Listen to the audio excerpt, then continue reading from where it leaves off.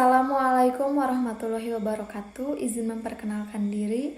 Nama saya Mutia Kansa dari kelas 4 dengan NPM 10120329. Saya mahasiswi dari STI STMB Bandung. Pada prodi S1 Manajemen akan mempresentasikan sebuah video untuk memenuhi tugas evaluasi akhir semester pada mata kuliah Akuntansi Manajemen. Pada kesempatan kali ini, saya akan membahas materi tentang perbedaan sistem tradisional dan sistem ABC pada akuntansi manajemen. Apa itu traditional costing method? Adapun pengertiannya sendiri yaitu biaya bahan langsung, biaya tenaga kerja langsung, biaya overhead pabrik, baik yang bersifat variabel ataupun tetap menjadi biaya produk. Mengasumsikan produk-produk dan volume produksi yang terkait merupakan penyebab timbulnya biaya. Sistem akuntansi tradisional mempunyai 4 keterbatasan. Di antaranya, hanya berfokus pada biaya produksi, hanya membebankan biaya cukup satu pemicu biaya, contohnya seperti jam kerja langsung, hanya menyediakan informasi biaya bagi pihak luar perusahaan. Terakhir, untuk biaya non-produksi, akuntansi biaya tradisional hanya membebankan ke produk, beban penjualan, administrasi dan umum diperlakukan sebagai beban periodik. Selain keterbatasan, akuntansi tradisional juga memiliki 3 kelebihan. Di antaranya, mudah diterapkan karena lebih sederhana sehingga lebih mudah dimengerti oleh pekerja. Kedua, sesuai dengan prinsip akuntansi yang berlaku. Ketiga, memberikan laporan manajemen dengan menunjukkan biaya yang dikeluarkan. Activity Based Costing atau yang biasa disebut dengan ABC. Apa sih pengertian dari ABC tersebut? Merupakan metode membebankan biaya aktivitas-aktivitas berdasarkan besarnya pemakaian sumber daya dan membebankan biaya pada objek biaya seperti produk atau pelanggan berdasarkan besarnya pemakaian aktivitas serta untuk mengukur biaya dan kinerja dari aktivitas yang terkait dengan proses dan objek biaya.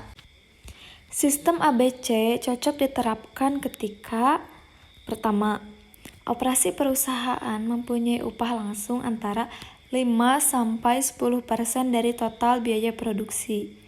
Kedua, tenaga kerja langsung rendah, variasi dan kompleksitas produk tinggi. Ketiga, diversitas volume produksi tinggi dan terdapat diversitas ukuran bahan dan setup. Keempat, biaya overhead sangat tinggi karena adanya otomatisasi dan proses produksi yang dipandu komputer. Di sini terdapat 5 komponen utama pembentuk ABC.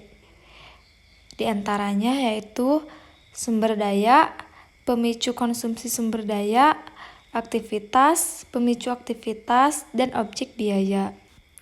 Adapun tahapan penerapan ABC sebagai berikut. Yang pertama, mengidentifikasi, mendefinisikan aktivitas dan full aktivitas atau tingkat unit, tingkat batch, tingkat produk, tingkat pelanggan, dan pemeliharaan organisasi. Yang kedua, menelusuri biaya overhead secara langsung ke aktivitas dan objek biaya. Ketiga, membebankan biaya ke pool biaya aktivitas. Keempat, menghitung tarif aktivitas. Kelima, membebankan biaya ke objek biaya dengan menggunakan tarif, aktivitas, dan ukuran aktivitas. Keenam, menyiapkan laporan untuk manajemen. Sistem pengukuran biaya terbagi menjadi 2.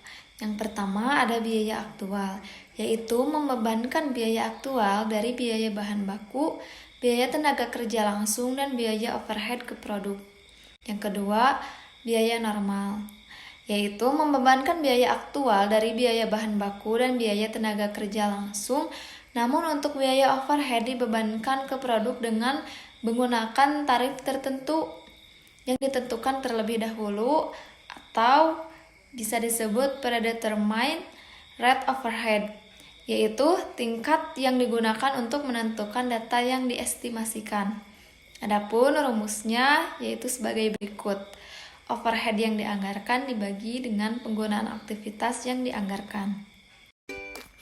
Cukup sekian penjelasan dari saya mengenai perbedaan sistem tradisional dan sistem ABC pada akuntansi manajemen. Saya harap teman-teman dapat memahami apa yang saya sampaikan. Kurang lebihnya mohon dimaafkan. Billahi taufiq wal hidayah. Wassalamualaikum warahmatullahi wabarakatuh.